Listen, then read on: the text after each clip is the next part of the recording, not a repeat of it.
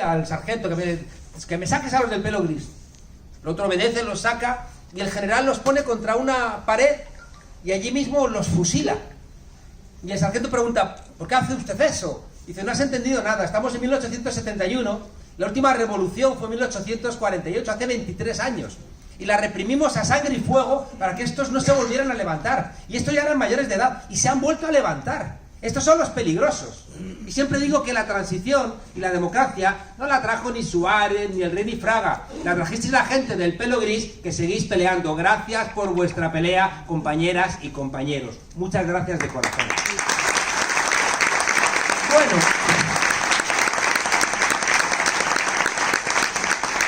6 años del nacimiento de Podemos.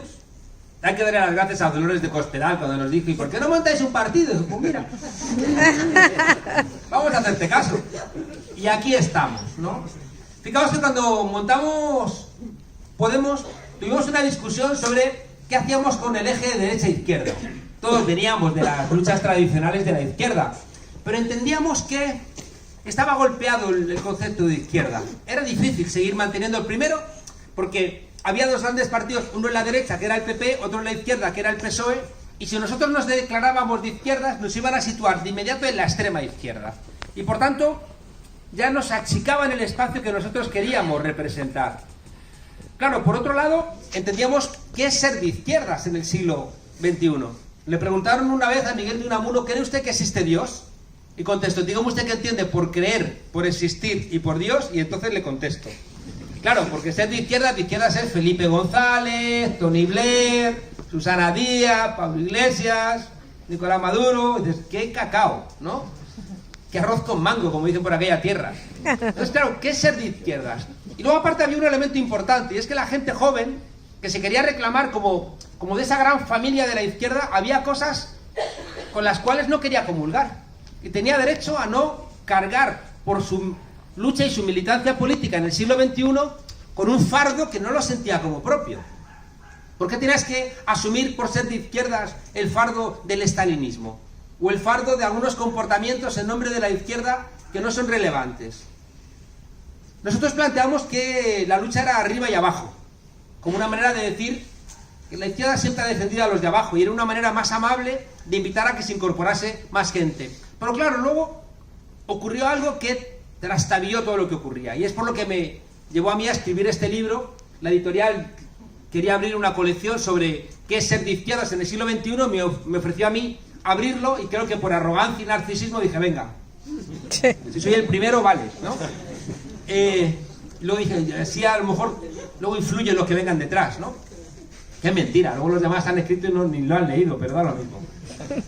El caso es que cuando me plantearon lo de escribir el libro, yo me acordaba cuando era jovencito y llegué a Alemania a hacer mi tesis doctoral, y yo veía a la gente de mi edad que estaban en los andenes de los trenes gritando: Wir wollen raus, queremos salir fuera, queremos viajar, y gritando: Wir sind das Volk, nosotros somos el pueblo. Yo decía: ¿qué hace en un gobierno socialista la gente gritándole: somos el pueblo, escuchadnos, cabrones, ¿no? Porque no les escuchaban. Y por tanto ahí había un problema que me llevó a darle muchas vueltas a dónde estaba la izquierda. Comienzo el libro contando algo que es más que una anécdota, y es que estaba yo por el norte de España con un hombre jubilado, carpintero toda su vida, y de repente pasamos por delante de una casa y el hombre dice: esa casa la hice yo. Y el hombre empieza a hacer memoria y dice: yo me acuerdo, la dueña era una señora con mucho dinero, muy caprichosa, que constantemente nos pedía hacer cambios, y cambiadme esta cenefa, y entonces ya no hace juego con la puerta, cambiadme también la puerta, y ahora, no, cambiadme de otra manera, y poned otro color, y ahora ponlo así, ponlo asá. Les mareaba. El caso es que lo más determinante es que le mandó a hacer una escalera de madera. Hizo una escalera que el hombre, un buen carpintero, buen conocedor de los secretos y los arcanos de la madera, él estaba muy orgulloso. Cuando termina de hacer la escalera, esta señora le dice: toma el hacha ahora y rómpela para que parezca vieja. Y ese hombre dice: no lo voy a hacer. Y la señora dice: ¿por qué no lo vas a hacer? Vas a sacar más horas, te voy a pagar más dinero, hazlo. Y el hombre decía: no, la escalera está bien hecha. Y él me recordaba que tuvieron una discusión donde no se hacían entender el uno al otro, porque para él era muy importante haber hecho bien esa escalera, y la señora no entendía que aunque le pagase, había algo que no le estaba pagando, que era el hacer bien su trabajo. Su dignidad estaba, y su orgullo estaba vinculado a haber hecho bien esa escalera. Y romperla le parecía que era tirar a la basura todo su trabajo. Y el otro decía, no, no, esto es un salario, son más horas. La izquierda viene, fijaos, precisamente de haber hecho del mundo del trabajo nuestro referente. La Unión Soviética era la República de los Trabajadores y Trabajadoras. La Constitución de 1931 de la Segunda República decía que España era una constitución de trabajadores, de toda condición. La burguesía, históricamente, había utilizado la palabra progreso como la palabra que referenciaba su manera de estar en el mundo. La burguesía se movía con una idea abstracta de progreso. Y nosotros, desde los sectores humildes, tomamos la idea de trabajo como la referencia que teníamos que construir. Sin embargo, la idea de trabajo empezó a quebrarse por muchos lugares. Hoy, en Europa, un trabajo no dura más de 4 meses. Y por tanto, ¿dónde construyes tú tu identidad como trabajador o trabajadora si estás constantemente rotando? Si tu lugar en el mundo ya no lo obtienes siendo un trabajador, ¿de dónde lo obtienes? Y la quiebra del mundo del trabajo, de repente, golpeó profundamente a la autovisión que teníamos de que era la izquierda. Claro, y eso sin contar con los grandes errores históricos. Yo no he estado nunca en Venezuela, ¿no? Pero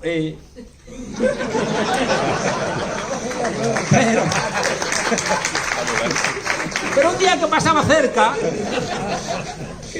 recuerdo que me entrevistan en la televisión y cuento una historia porque estaban ahí con la izquierda y el socialismo del siglo XXI, y por qué el socialismo del siglo XXI no podía ser el socialismo del siglo XX. Entonces conté una historia que digo, mire, había un tipo que yo conocía que se quiso afiliar al Partido Comunista, entonces ahí el comisario político le estaba haciendo la ficha. Y le dice, a ver, camarada, si tú tuvieras 2 aviones, ¿qué harías? Y el tipo dijo, pues un avión para mí y otro para el partido. Bueno, y si tú tuvieras 2 fincas, una finca para mí y otra para el partido. Vas bien, camarada, tú ya casi está hecho. Si tú tuvieras 2 camiones, uno para mí y otro para el partido. No, bien, esto ya, la última. Tú tuvieras 2 gallinas, el tipo empieza, a ver, no sé qué. Entonces el comisario dice, camarada, no dudas en aviones, no dudas en camiones, no dudas en fincas, y dudas en 2 malditas gallinas. Y dice, es que las gallinas sí las tengo, ¿no? Claro. Al día siguiente me encontré en los periódicos de Venezuela que el secretario general del Partido Comunista dijo, Monedero ya se demuestra por su apellido, es un capitalista de la CIA, no insulta a los comunistas, no tiene ningún tipo de vergüenza. Y entonces yo me vine arriba y dije, sí, se vete conmigo, voy a contar otro, ¿no? Y me entrevistaron en otra televisión y conté que en la Segunda Guerra Mundial estaban peleando un soldado soviético y un soldado polaco, y de repente cae contra los nazis, de repente cae una bomba, y cuando se baja el polvo ven que ha aparecido un tesoro. Y entonces lo juntan el tesoro, y cuando lo han juntado entre los dos, dice el soviético al polaco, dice, y ahora vamos a repartir esto como buenos camaradas. Y le dice el polaco, ¿y no podríamos repartirlo a partes iguales? Detrás de estos 2 chistes, por un lado, está que la teoría es mucho más fuerte que la práctica, ¿no? Que a veces mucha gente se ubica en posiciones de izquierda verbales, pero que después estamos alejados de la realidad. Y con eso termino el libro. ¿Sabéis por qué? Porque el libro termino preguntándome por qué a veces las víctimas votan a los verdugos. ¿Cómo demonios está pasando en América Latina lo que nos pasó en Europa? Que fue el Partido Socialista inglés, el Partido Laborista, el que sacó a las mayorías de ese país de las condiciones de proletarios de las novelas de Dickens, jodidos y en el arroyo, y los sacaron y los convirtieron en clases medias, y apenas 25 años después, 25 años después, votaron a Margaret Thatcher. ¿Cómo demonios puede la gente en América Latina sacar a 30 millones de personas de la pobreza, Lula y Dilma, y votar al loco de Bolsonaro, o no salir a la calle cuando le hacen el impeachment? ¿Qué está pasando ahí? ¿Cómo es posible que hoy haya trabajadores de 600 euros al mes que están votando por Vox? ¿Qué está pasando? Y eso tenemos que entenderlo. Y claro, por eso a mí el chiste de las gallinas me gusta, ¿no? Porque a veces uno tiene un discurso, pero luego hay que bajar a la realidad.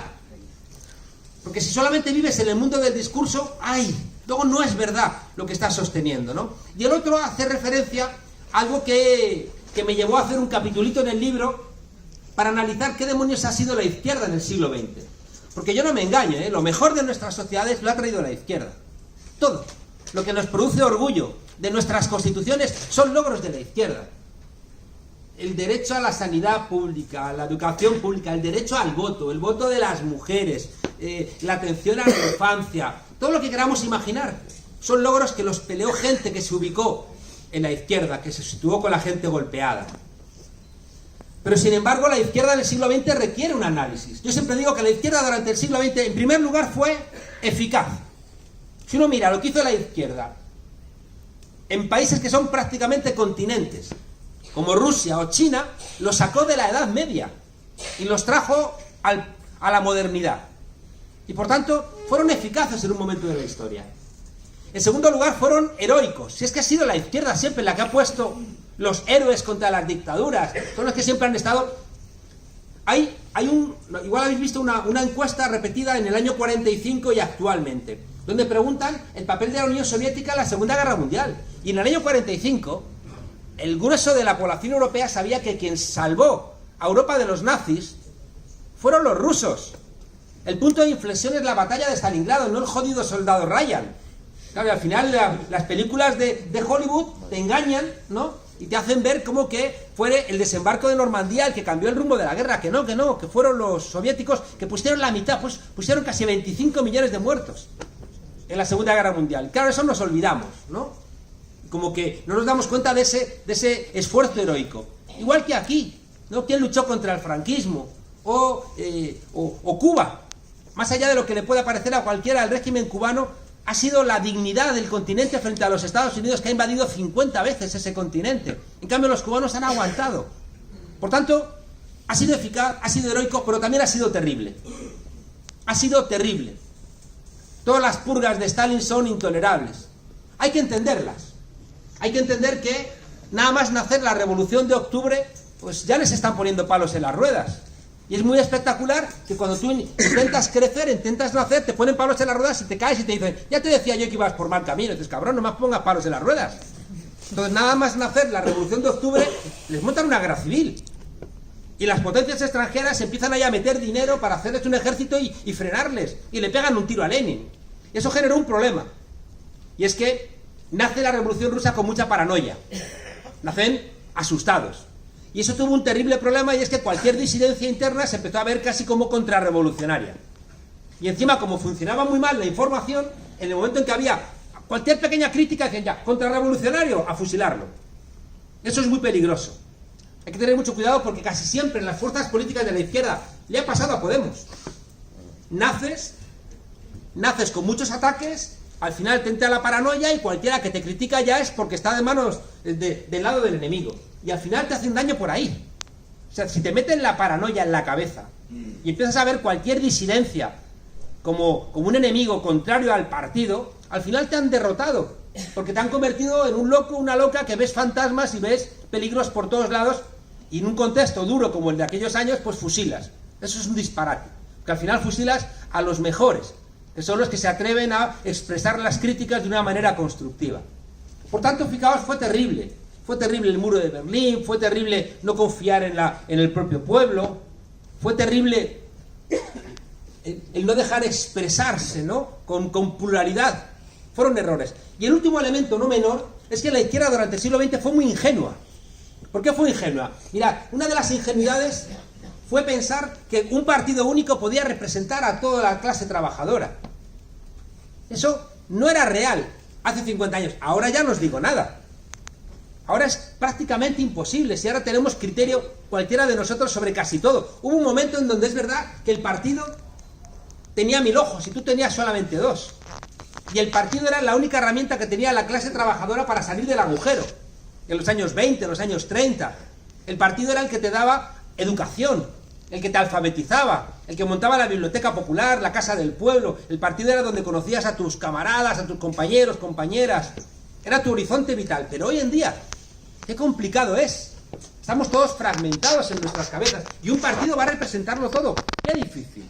Por eso, fijaos, cuando nace Podemos, yo estoy pensando siempre en términos de un frente amplio.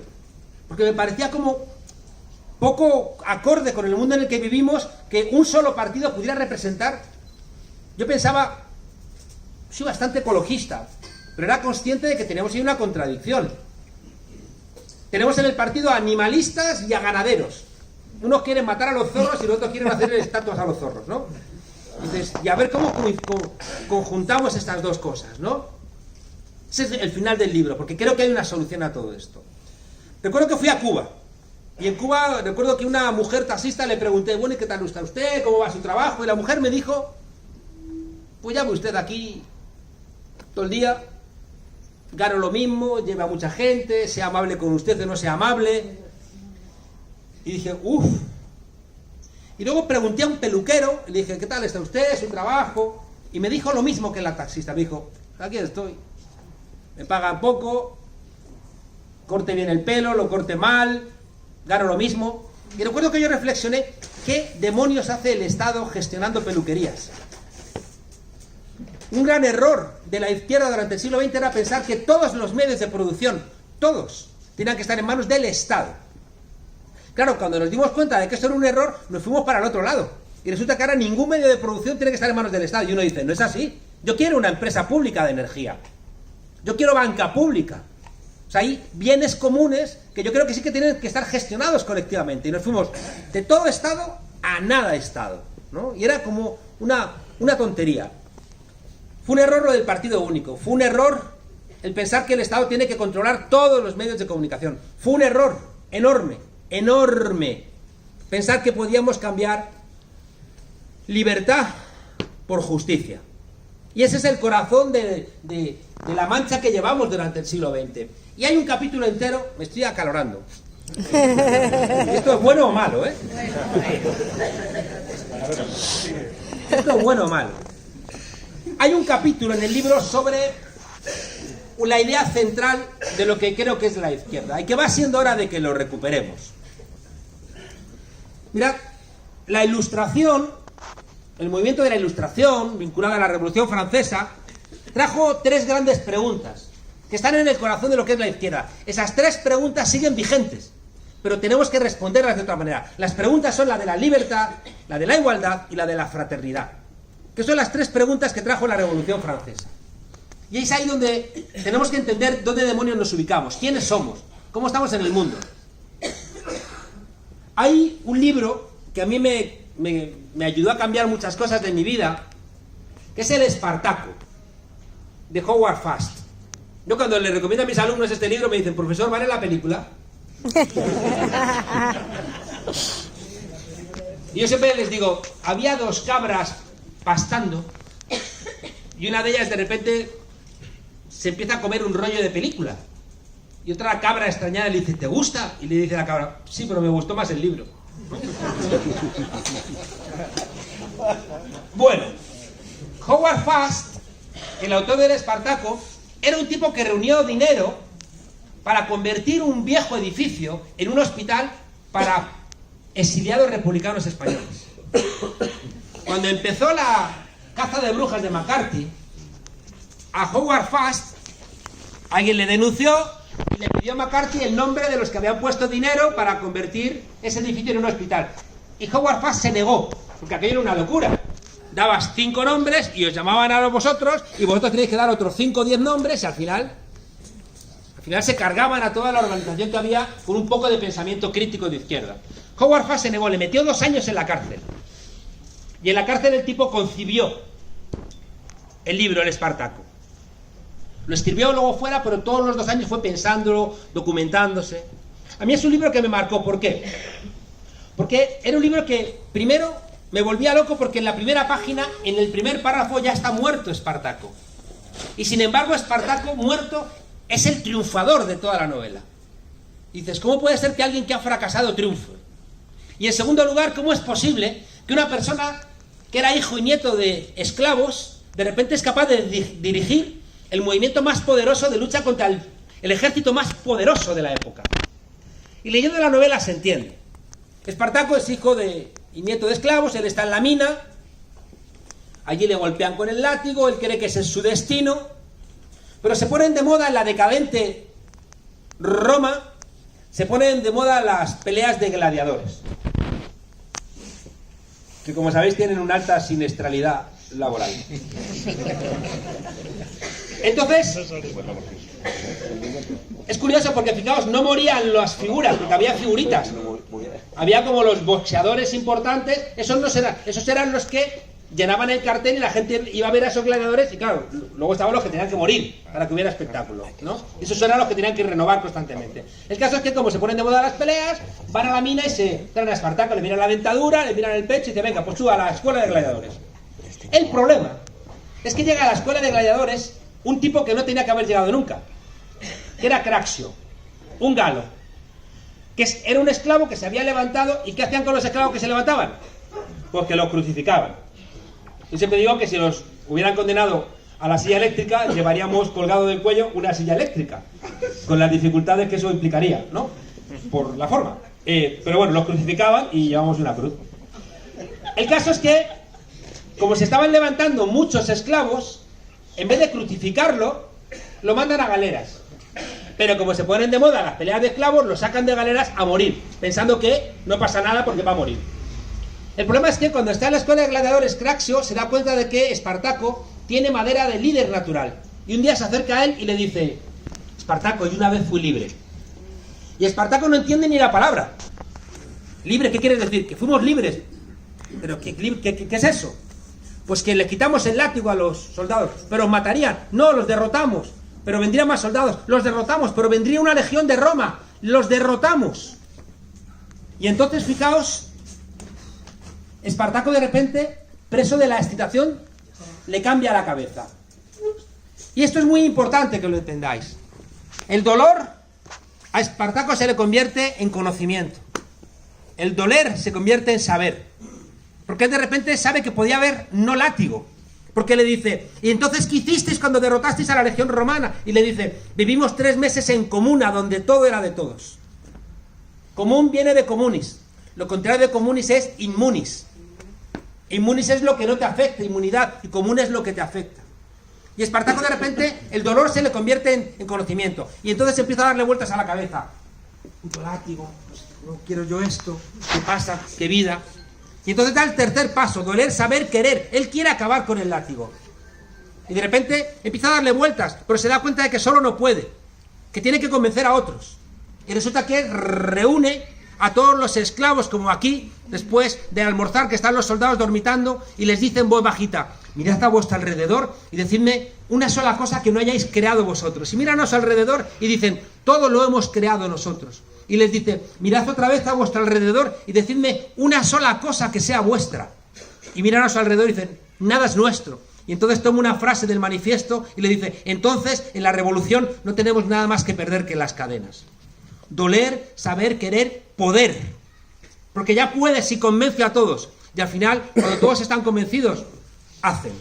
Fijaos que esta ecuación, doler, saber, querer, poder y hacer, se basa en que conviertas el dolor en conocimiento. Y ese dolor que se convierte en conocimiento es la base del pensamiento de la izquierda. ¿Por qué? Mirad. Robespierre no tiene calle en París. La derecha se ha negado siempre a ponerle el nombre de Robespierre a una calle en París.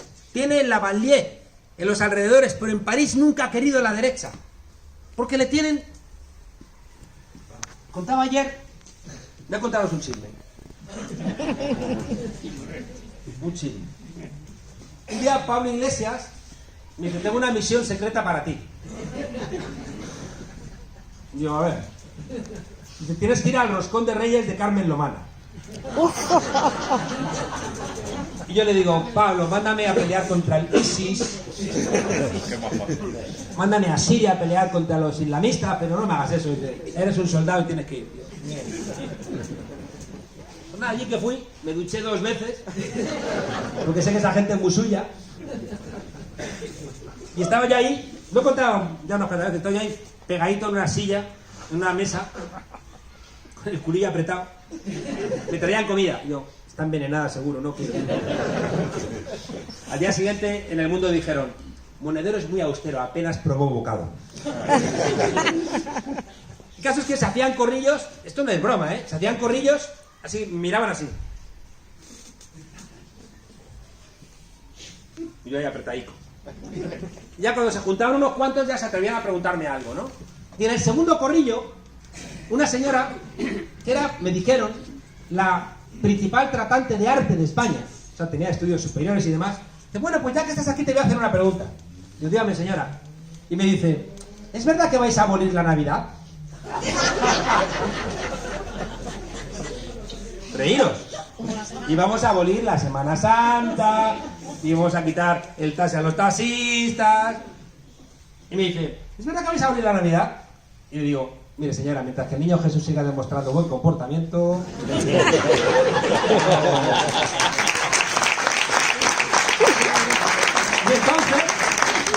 Y entonces viene la famosa romana y le dicen, no os metáis con mi invitado. Tu amiga. Del alma. Ella lo dice que es tu amiga. Vamos, no te haces una idea, la amiga que es. Y dice, no os metáis con mi invitado. Y dice la otra, tú deja de defenderles que te van a quitar esta casa. La casa... Y digo yo, hombre señora, quitarle la casa no. Pero aquí tirábamos un par de cortinas, yo me acordé de Doctor Cibao. Dice, aquí tirábamos un par de cortinas y ahí viven dos familias sin problema, ¿no? Y dice ella, ¿ves? ¿Ves? Te van a quitar la casa. Y digo, señora, que era una broma. Y dice, sí, también era broma lo de María Antonieta y mira cómo terminó. Yo no me lo podía creer. Que todavía están con la Revolución Francesa y la guillotina. La guillotina tiene efectos pedagógicos en los sistemas políticos, eso es verdad. ¿Verdad? Que donde ha operado la guillotina contra las monarquías, contra los Orange, ¿no? en Inglaterra, o contra los Borbones en Francia, ya ha tenido sus efectos democratizadores. Aquí no la hemos usado, aquí solamente se decapitó el Alfonso de Borbón, pero esquiando. Y eso no tiene efectos pedagógicos, por lo menos no están estudiados, ¿no? Pero bueno, no se me distraigan. No, ya se han distraído. Pon orden, Conchi. No, tú sigue. Bueno, mirad, absolutamente en serio. Robespierre no tiene calle en París, porque él es el que escribe en el peto del pueblo en armas, libertad, igualdad y fraternidad. Y hay dos momentos muy importantes que tenéis que recordar. El primero es cuando se levantan los negros en Haití, cantando la marsellesa, y le dicen los revolucionarios franceses, esto no es para vosotros. Porque Francia vivía sobre todo del azúcar que traían de Haití, entonces dijeron, si les damos la independencia a los negros se nos acaba. Y es Robespierre, en torno al 93-94, el que dice, libertad, igualdad y fraternidad es para los negros y es para las mujeres. Porque habían decapitado a Olympie de Gouges, que era una de las primeras feministas que había dicho, oye, yo también soy ciudadana. Dijeron, no, tú no. Y la decapitaron. Y es Robespierre, fijaos, el que plantea, no, es que esto también es para los negros, es para las mujeres, es para todo el mundo. Es para todo el mundo. Y al final él pierde la cabeza. Mirad, hay un capitulito en el libro donde interrogo cómo nos posicionamos desde esa gran familia de la izquierda con las tres preguntas de la Ilustración. ¿Cómo nos posicionamos con la libertad? ¿Cómo nos posicionamos con la igualdad? ¿Y cómo nos posicionamos con la fraternidad? Y las tres son nuestras, las tres. Pero la exclusivamente nuestra, la más genuina y la más esencial, es la de la fraternidad. ¿Por qué? La igualdad, fijaos, se la dejamos a la burguesía y al final la igualdad no es una igualdad material, es una igualdad formal ante la ley. Toda la idea de la igualdad de oportunidades es mentira. ¿Igualdad de oportunidades qué es? Que sale de la misma meta alguien que le falte una pierna que otro que es corredor profesional. Igualdad de oportunidades que es que sean los mismos guantes, uno que pesa 200 kilos que uno que pesa 60 kilos. La igualdad de oportunidades es una trampa, igual que la igualdad ante la ley es una trampa, como ahora os voy a contar. La libertad, fijaos, ha sido como el gran reducto que ha utilizado siempre la derecha, los liberales. Y ahí nosotros hemos metido la pata muchas veces, porque hemos despreciado la libertad. Leí, recuerdo, en Alemania un libro de un escritor que de repente decía, y leí el párrafo otra vez y me quedé consternado porque lo había leído toda mi vida mal. Estaba leyendo el Manifiesto Comunista. Porque el Manifiesto Comunista dice, y la sociedad socialista será una sociedad donde la libertad de cada uno será la condición de la libertad de todos. Y el tipo decía, lo hemos leído siempre al revés. Hemos pensado que la libertad de todos es la condición de la libertad de cada uno. Nos hemos equivocado profundamente. Porque Marx defendía la libertad individual. No pensaba en términos de esa homogeneización china de la revolución cultural donde cualquiera que sea un poco diferente es ejecutable. No. Cometimos el error de dejar la libertad para que fuera representada por los liberales. Ya me diréis qué tienen de liberales estos. El gran liberal que es John Locke, escribe en su tratado sobre la sociedad civil, le escribe al rey, nos tratas como esclavos. Locke tenía esclavos, tenía una plantación de esclavos.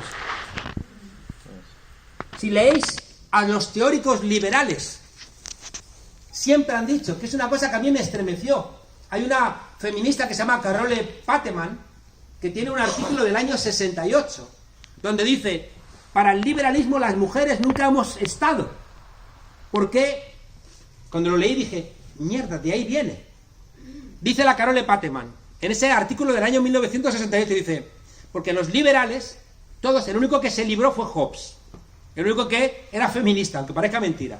Todos los demás decían, es que la mujer cuando dice no, en el fondo está diciendo sí. Y por tanto no puede autorizar políticamente a nadie, no es sujeto de voto, ni sujeto, ni siquiera de ser escuchada porque no tiene voluntad. Porque cuando dice no, en el fondo está diciendo sí. Y por tanto, las mujeres no tenéis derecho a estar. El liberalismo nunca os ha visto a las mujeres, nunca ha visto a los pobres, nunca ha visto a los negros. En cambio, se le ha llenado la boca de libertad, libertad para ellos. Libertad solamente para ellos, porque los demás no están en su foco, no los ven directamente. ¿Por qué la fraternidad es nuestra idea? Por lo que os decía de Espartaco. Porque la fraternidad, o ahora diríamos también la sororidad, que es la fraternidad entre mujeres, es encontrarnos en el dolor. Es encontrarnos en esas personas que comparten un dolor de alguien que te lo está infligiendo y tú dices, ¿y por qué? Y entonces cuando de repente tú te das cuenta de que hay un dolor que te están, ya digo, aplicando, empiezas el camino ese de doler, saber, querer, poder y hacer. Y en ese encontrarte con los otros es donde surge el movimiento de la fraternidad. Y aquí hay una cosa que os invito a que la penséis. Mirad, para hacer estos libros, ya hace años, uno u otro que hice, dediqué mucho tiempo, a estudiar paleoantropología. A preguntar cómo eran nuestros mayores, muy mayores, ¿no? Y había un libro de Eudald Carbonell. Eudald Carbonell, en Atapuerca, hay dos grandes referencias. Una es la más conocida, que es Ursuaga. Y es muy conocida porque es el más conservador. Pero el otro, que es el codirector de Atapuerca, es Eudald Carbonell, militante de toda la vida del Partido Socialista Unificado de Cataluña. Esto no se sabe. Un militante comunista de toda la vida, ¿no? Eudald Carbonell. Ese libro a mí me volvió loco. ¿Por qué? Porque demostraba una cosa, varias cosas. Primera, somos los únicos animales que enterramos a nuestros muertos. Eso de los cementerios de elefantes es de las películas de Tarzán, es mentira. Eso de que los elefantes sí que tienen memoria para reconocer los restos de un elefante en el camino de vuelta. Fallece un elefante en el camino de ida y al año, cuando vuelven, reconocen que ese era uno de los suyos. Pero no entierran, no, solamente lo hacemos nosotros. Y fijaos lo que descubren. En el 500.000 antes de Cristo aprendemos a hacer fuego. Pero se tarda casi 300.000 años en que se socialice. Es decir, había gente que sabía hacer fuego, pero no nos lo contaban. No nos enseñaban a hacer fuego. Porque eran entonces los dueños del fuego. Y por eso en todas las culturas, en todas, mesoamericanas, africanas, europeas, está el mito de Prometeo, que es el que roba el fuego a los dioses para dárselo a los seres humanos. ¿Qué hacemos cuando se socializa el fuego? Pues que nos empezamos a reunir alrededor del fuego. Y claro, cuando nos reunimos alrededor del fuego y mucho rato, y Conchi ya ha dicho 20 veces unga, unga, yo le digo unga, ungi, pesada. Empezamos a desarrollar el lenguaje. Fijaos que el lenguaje es una cosa medio absurda, porque los niños, igual que los chimpancés, pueden comer y respirar al tiempo, pero cuando crecemos ya no podemos. Nos puede pasar como a George Bush, que una galletita está a punto de poner fin a nuestra existencia, ¿no? Dices, ¿por qué hemos perdido esa ventaja física para poder hablar? Porque hablar es superior a no atragantarte. ¿Y sabéis qué hacemos en cuanto se desarrolla el lenguaje? Empezamos a enterrar a los muertos. Es decir, que Dios existe cuando le ponemos nombre. Cuando podemos decir la palabra Dios, Dios existe. La Biblia empieza así. En Génesis empieza, no Dios creándose a sí mismo, sino Dios creando el mundo poniéndole nombre a las cosas. Y hágase la luz, y la luz se hizo. Si veis el Génesis, Dios le pide ayuda a Adán, no le pide ayuda a Eva. Le pide ayuda a Adán, a bautizar. Dios del Antiguo Testamento era un poco machista. Que el Papa Francisco nos perdone, ¿no? Bueno, a lo que iba, que ya me he comido mucho rato. Mirad, la idea de fraternidad tiene que ver con algo que se ha descubierto recientemente y que tiene que ver con nuestros antepasados. ¿Sabéis que no es verdad que vengamos del mono? Somos un país, ¿sabéis que el anís del mono, la cara del mono es Darwin? Y dices, estos son como estos ahora que quieren enseñar otra vez creacionismo en las escuelas. ¡Qué horror! Bueno, no es que vengamos del mono, sino que hay un tronco, y en el tronco se separan los gorilas, se separan los chimpancés, y se separan unos monitos de los que se conoce poco, que están 250.000 años, o incluso 2 millones y medio de años más cerca de nosotros, que son los bonobos. Que no se han descubierto en el siglo XX, que los llaman los hippies de la selva. Los chimpancés son muy de Shakespeare. ¿Por qué? Porque se basan en los celos, en la violencia, en las traiciones. En las comunidades de chimpancés manda el macho alfa. Y el macho alfa es el que mata al anterior macho alfa. Y mata a las crías para inseminar él a la hembra, para que las crías sean suyas. Nacen tantos machos como hembras en las colonias de chimpancés, pero cuando son mayores hay muchos más hembras que machos, porque se matan entre ellos. Hacen vascos. Y oye, eso que se dice, ¿no? De, oye, Pachi, ¿para qué vamos a discutir si podemos arreglar la hostia, ¿no? Pues los chimpancés tienen esa lógica. Los bonobos, que están mucho más cerca de nosotros, ¿sabéis quién manda? No manda un macho alfa, manda una hembra dominante. Y la hembra dominante, ¿sabéis por qué manda? Por autoridad. Por tanto, aunque la maten, nadie ocupa su lugar. Porque manda por la autoridad, no por la fuerza. Y por tanto, nadie la mata. Los bonobos, a diferencia de los chimpancés que arreglan todo a golpes, los bonobos lo arreglan todo con el sexo. Tienen como 200 contactos sexuales al día.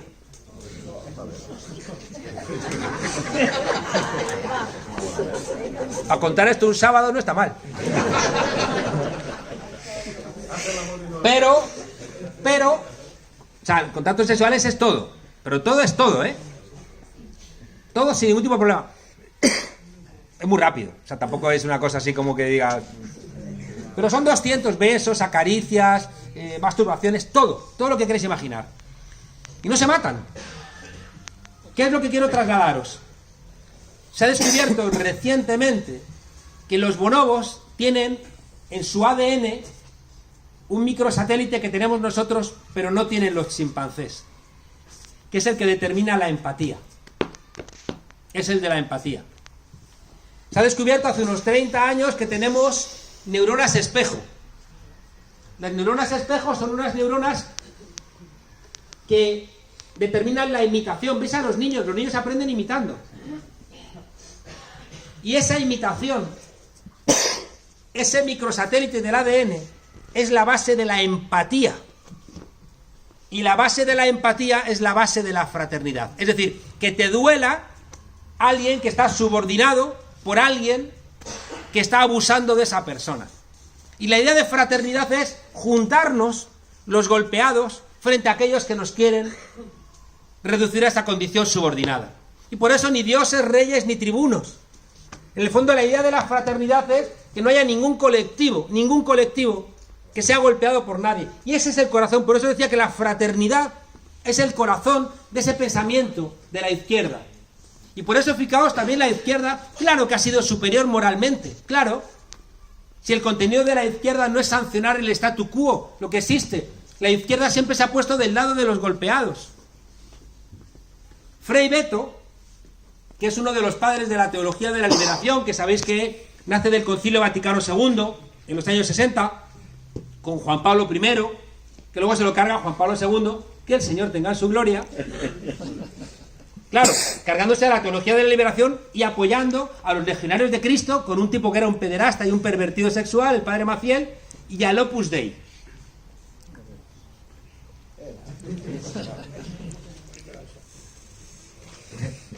Me he acordado de una cosa, pero no la voy a contar. Bueno, que quiero ir terminando. Y luego dice siempre 20 veces que vas a ir terminando, pero luego no termina. Pero ya voy terminando. Sí, sí. Es que... Hasta las 6 no tienes la otra.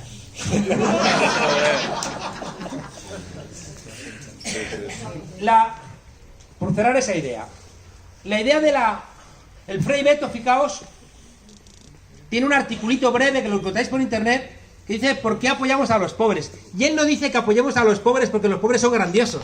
Es mentira. Los pobres son jodidos. A menudo el lumpen proletariado, los más golpeados de los golpeados, son los que configuraban la base de choque de los nazis. Hay mucho lumpen que está votando a Vox, gente. Pero eso no significa que tengamos que despreciarles, no, al revés. Son víctimas de nuestra fraternidad porque les han robado hasta la posibilidad de defender sus propios intereses. Y decía Frei Beto, no apoyamos a los pobres porque sean luminosos. A veces son luminosos y a veces no. Yo he visto en las barriadas de América Latina, en las zonas pobres, en las villas miseria, en las favelas, he visto lo peor y lo mejor. A menudo lo mejor lo organizáis las mujeres. Porque sois las que tenéis que organizar esa fraternidad, esa sororidad, frente a vuestros hijos que con 14 años les ponen una pistola y van a morir a los 16 años. Tenemos el gorila, tenemos el chimpancé y tenemos el bonobo. Y luego aparte nosotros hemos desarrollado esa empatía. Y por eso les decía que tenemos esa superioridad moral en la izquierda frente a la derecha. Pero esa superioridad moral no implica que de repente cometas el error de decir no, los pobres son maravillosos, no seas idiota. Yo contaba el otro día que, siendo muy jovencito, le di un disgusto a mi madre porque quería ir a la Puerta del Sol a tomar las uvas, como una señal de desobediencia. Mi madre, hijo mío, le di un disgusto a la pobre. Entonces agarré yo mi vespinillo y me fui a la Puerta del Sol. Y yo estaba encantado porque todo el mundo me abrazaba, todo el mundo me felicitaba el año. Cuando me iba a ir me habían robado la cartera, las llaves, todo el dinero. Tuve que dejar ahí la moto. Mi madre, ¿dónde estará este? Cuando llegué, ¡ay, idiota! Mi madre decía siempre, lo listo que eres para unas cosas y lo tonto que eres para otras. Era como su frase repetida. Mirad, tuvimos una bronca interna en Podemos muy muy fuerte por esto. Por esto. Porque había gente dentro de Podemos que despreciaba a los pobres.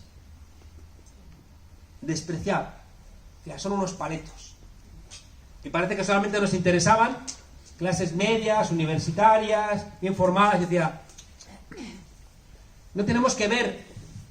Yo le decía a uno que ya no está en Podemos. ¿Quién será? No os digo nada. Yo, si estuviera en Podemos sería ministro. Y ahora está dónde está.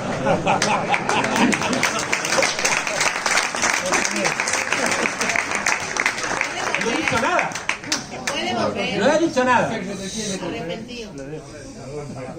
Si vuelven a trabajar por abajo, porque no vuelva nadie a ser jefe. Que vuelvan a trabajar, encantados, por favor, que vengan.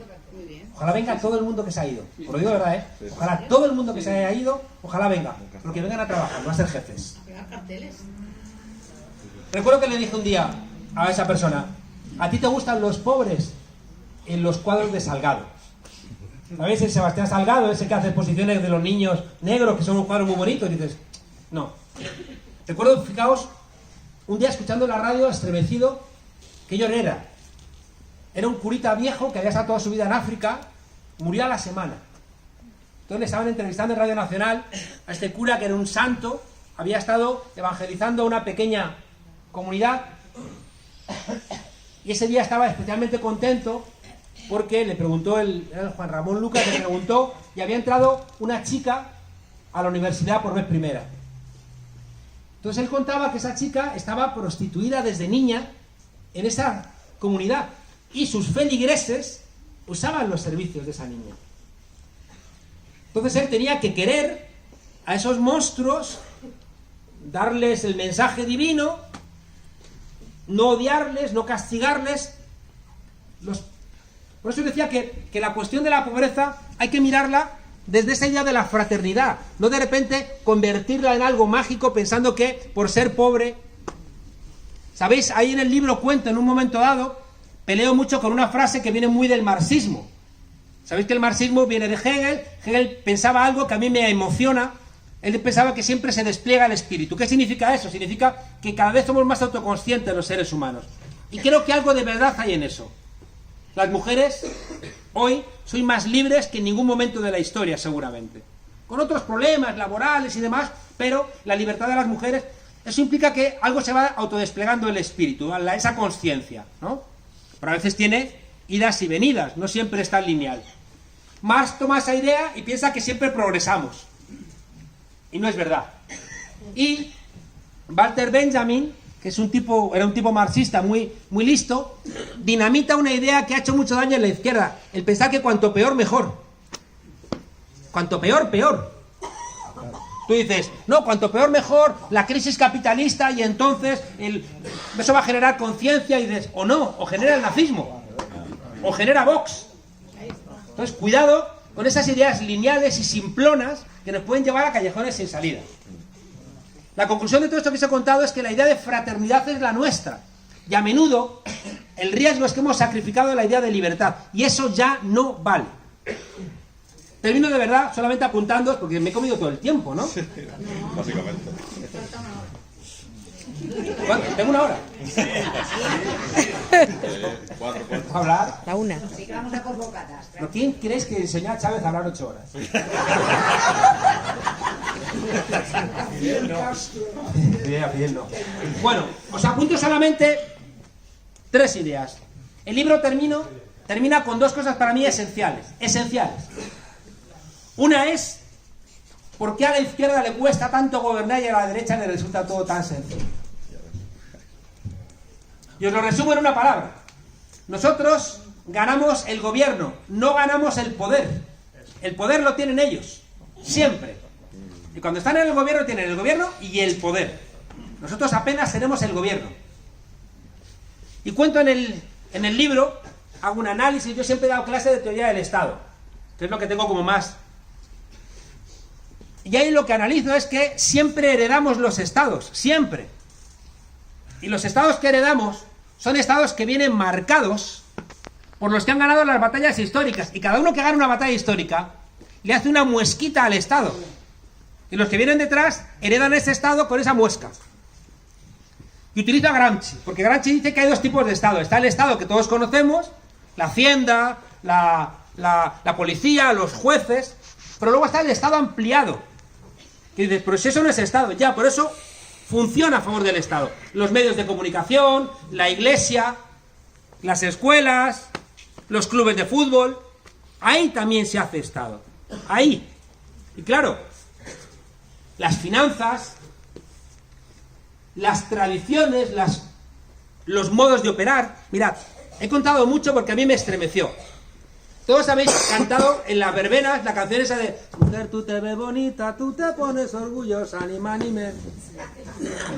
Qué bien. Dice, esa letra dice, el cristal cuando se empaña, se limpia y vuelve a brillar. La honra de una mocita se mancha y no brilla más cuando un hombre se la quita. Ni más ni menos. Ni más ni menos. Entonces, fijaos cómo se nos cuelan cosas y luego nos extrañamos de la sentencia de la manada. Pues claro, pero si está ahí. Si está ahí la sentencia de la manada. Sin darnos cuenta. Configurando nuestra manera de ser. En las festividades, en el santoral, en las reglas que se da el ejército, la policía nacional, la guardia civil, los catedráticos de universidad. Todas esas lógicas van dejando. Y por tanto, heredamos siempre un estado. Siempre. con un sesgo de clase. Creo que le has apagado el micrófono. Sí, con los gritos que doy ni la habéis notado. Podría haber ahorrado. Con los gritos que doy. Hay otro. Que me vengo arriba. Y ahora os vais a enterar. ¿De que te ríes? Bueno, era el aviso de que al final Monedero se fundió 3 micrófonos. Ya tenemos titular. Vine a hablar y se fundió 3 micrófonos. Heredamos, ya digo, un Estado con un sesgo de clase, con un sesgo de género y con un sesgo de raza. Escondido. Y si no lo identificamos, nos quiebran. Si Podemos entra en el gobierno y no se da cuenta de que es más fácil responder a unas demandas que a otras, terminará devorado por el aparato del Estado y por el Partido Socialista. Sin duda. Porque es mucho más fácil. Porque está metido en los funcionarios, por ejemplo. En las familias de la justicia. En los que tienen el dinero. En la lógica financiera europea. En todos esos elementos hay una manera de actuar. Hay un modus operandi. Que lo han determinado los que han ganado históricamente las batallas. ¿Cómo se lucha contra eso? O estamos determinados a pelear. Y esto, por favor, estad muy atentos. En el nacimiento de Podemos tuvimos una discusión con esta idea. Porque dijimos desde el comienzo, no somos el 15M. Porque el 15M no se presentaba a las elecciones. Y nosotros dijimos, queremos presentarnos a las elecciones. Yo recuerdo que tuve peleas muy fuertes en América Latina con un tipo muy importante, John Holloway. Un politólogo de origen irlandés que da clases en Puebla, en México, que escribió un libro muy influyente que se llama Cambiar el mundo sin tomar el poder. Donde la tesis de ese libro era, como el Estado está podrido, como el Estado es de clase, la pelea tiene que ser fuera del Estado, en los movimientos sociales. Claro, yo le decía, pero ¿está usted loco? Si es lo que quiere el poder, que no estemos en el Estado. Cuando nosotros nacimos, ¿cuándo le dimos miedo? Le dimos miedo cuando les quitamos el Ayuntamiento de Madrid, el Ayuntamiento de Barcelona, o ahora que hemos entrado en el gobierno. Eso les pone de los nervios. Y fijaos, su hipocresía. La semana pasada decían, es que si entran en el gobierno va a ser el apocalipsis. Y ahora están diciendo, han renunciado ya a sus cosas y se han moderado, ¿no? Y a ver, poneros de acuerdo que me estáis volviendo loco, ¿no? O sea, ¿cuál de las dos cosas, no? El artículo ese sirve, fijaos, para que nos demos cuenta de todos esos sesgos que tiene el Estado. Para que nos demos cuenta cómo está lleno de minas, está lleno de francotiradores. Y un francotirador, si no lo ves, te pega un tiro entre las cejas. Y por tanto, en ese capítulo lo que hago es analizar cómo están escondidas cosas. Os pongo un ejemplo. La izquierda ha cometido un enorme error siempre, al dejarle la nación a la derecha. Un gran error. Y los policías, y los guardias civiles, y los militares, son unos trabajadores que tienen una noción de sí que no tienen los panaderos, los zapateros o las acaparadoras. Aparadoras, perdón. Las aparadoras. Y es que la policía, el ejército y la guardia civil se consideran que son los que defienden a la patria en peligro. Y por tanto son un tipo de cuerpo que tienen la idea de nación metida en su formación, en su ADN, en sus fiestas, en su idea del honor. La idea del honor tiene que ver, o es que tiene más honor un militar que un zapatero. Pues no, pero en su cosmovisión piensan que como ellos salvan a la patria en peligro con las armas y dan su vida, esa idea de honor les da una fuerza. Claro, el problema es, ¿qué nación está defendiendo la Guardia Civil? Porque el otro día que yo estuve en la investidura, había un idiota del PP. ¿Qué tonto es? Bueno, uno muy tonto. Estaba allá arriba y estaba a punto de decirle... Complicado, ¿sabes? Por esa de... Monedero le tira un libro a un diputado del PP. En la investidura. Pues el tipo gritaba, ¡viva la Guardia Civil! Yo le decía desde arriba, ¡viva la UDF! ¡Viva la UDEF! No decía, ¡viva la UDEF! ¿No? A ver si... Claro, porque esta gente dice, ¡viva la Guardia Civil! Pero cuando la UDEF los detiene por robar, ahí ya, esos no son guardias civiles, esos son rojos, ¿no? O sea, tienen esa locura de que piensan que La Guardia Civil, la Policía Nacional, son de ellos. Por eso, fijaos, les llevó a los demonios cuando teníamos a un GEMAT, un jefe del Estado Mayor con nosotros. No podían. O cuando se vinieron jueces con nosotros. Por eso atacaron a Victoria Rosell. No podían. Fijaos, para que veáis lo que os estoy contando, los ataques a Victoria Rosell fueron la policía política que montó el PP, es decir, Estado, lo que llamamos el Deep State, el Estado profundo, el Estado oculto. Pero ¿cómo se ejerció eso? A través de los medios de comunicación. Soria, que sabéis que era el amigo del ministro Alba, que es el que está en la cárcel por querer meter en la cárcel a Victoria Rosell, sobornando a un preso, a un enjuiciado. El ministro Soria le metió al diario El Mundo, el mes que le dedicó 5 portadas a Victoria Rosell, Soria le metió del Ministerio de Industria 1 millón de euros a Unidad Editorial. No, ni publicidad. Directamente por ayudas al desarrollo tecnológico, 1 millón de euros, toma. Y me das 5 portadas contra Victoria Rosell. Es lo que os digo, que veáis el funcionamiento de este Estado que le damos. Por un lado está policía corrupta, pero que se apoya en medios de comunicación corruptos para poder ejercer al final su fin, que era sacar de las listas de Podemos a Victoria Rosell. Eso en todos los ámbitos, y por eso hay un capítulo dedicado a eso. Y el otro capítulo, que para mí es muy importante, hace referencia a lo que he visto que ha sido el gran error de la izquierda en toda América Latina, que ha sido en construir un partido-movimiento. El error en todos los lugares era que el partido se terminó construyendo o convirtiendo en la correa de transmisión de los gobiernos. El PT se convirtió en la correa de transmisión del gobierno de Lula. Y al final lo conviertes en un partido de funcionarios, desconectado de la base social, desconectado de los movimientos sociales, desconectado de la gente. Y no vale. Vamos a tener muchas contradicciones. ¿Qué hacemos con el cambio climático? ¿Qué hacemos con el envejecimiento de la población? ¿Qué hacemos con la robotización de la economía?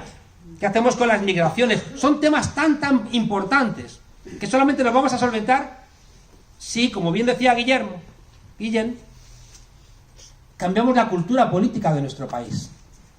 Porque no podemos decretar determinadas cuestiones. Si tú las decretas y la gente no las entiende, olvídate. Por eso la pelea es cultural, claro. Y la pelea cultural la tenemos que seguir dando en los medios de comunicación. Y yo tendré que seguir yendo a Ana Rosa a envejecer, mientras que vosotros miráis con el cafetito y ahí. Tenemos que dar esa pelea en los medios de comunicación, pero también hay que darla aquí abajo, como decía Guillén. Hay que darla en el bar, en el lugar donde trabajamos, en la escuela, en la universidad. Y eso solamente lo pueden hacer los círculos, y los círculos sí forman parte de un partido que esté vivo, que no esté simplemente recibiendo información para defender el argumentario que te bajan. Eso no funciona, no vale. Y por eso planteo en el último capítulo del libro esta idea. Y diréis, oye, ¿y el algoritmo? Solamente os pongo un ejemplo del algoritmo. El algoritmo estamos en un momento de la historia donde no solamente hay millones de datos, de cada uno de nosotros tienen ya en torno a 6.000 datos. Saben más de nosotros que nuestras parejas. Saben de nosotros cosas que nosotros no sabemos. Desde cosas anecdóticas, como que Spotify te dice, te recomienda música y acierta.